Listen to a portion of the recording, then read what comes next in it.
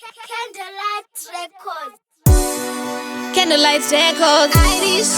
Sashi. Tony X.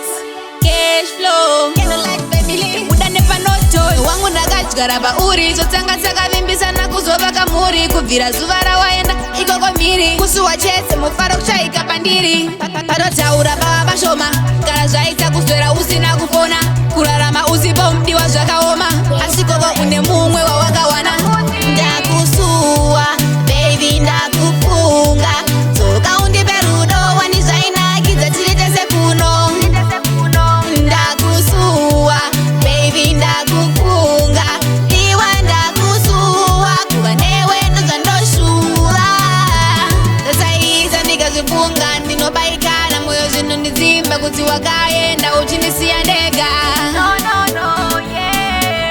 panochema chandinyaradza ndiyani ndasuwa kunzi omuka seihani mudiwa pausipo ini ndofara nani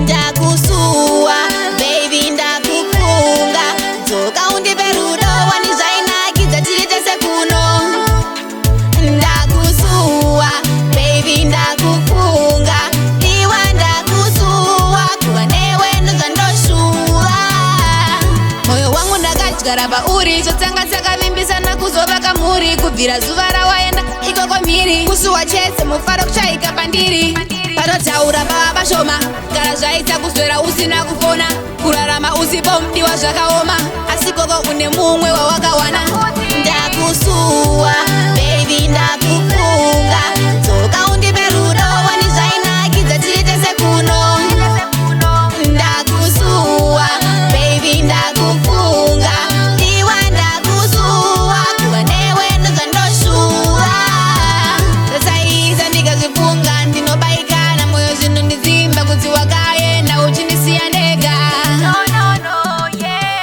ndakusuwa